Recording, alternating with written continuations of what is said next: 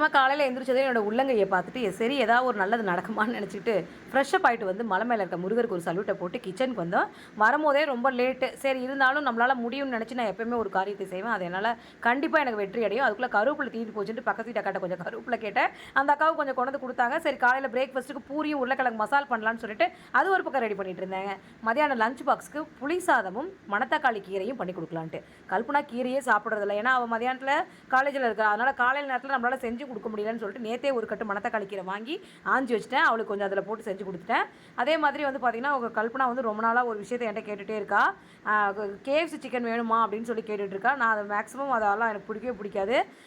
அதுவும் உடம்புக்கு கெடுதல் தான். மேக்ஸிமம் சாப்பிடக்கூட. சரி குழந்தைங்க ஆசைப்பட்டு கேட்குறாங்க, என்னைக்காவது ஒரு நாளைக்கு வாங்கி தரலாம். எனக்கு எப்பவுமே இந்தியன் ஸ்டைலில் இதெல்லாம் காரசாரமாக மிளகு தூள்லாம் போட்டு செய்கிற அந்த சிக்கன் தான் எனக்கு பிடிக்கும். எனக்கு கேஎஃப்சி சிக்கன்லாம் அவ்வளோவா பிடிக்காது. சரி கல்பனாக்காக வாங்கி கொடுக்கலாமா என்னன்றதை கமெண்ட்டில் சொல்லுங்கப்பா.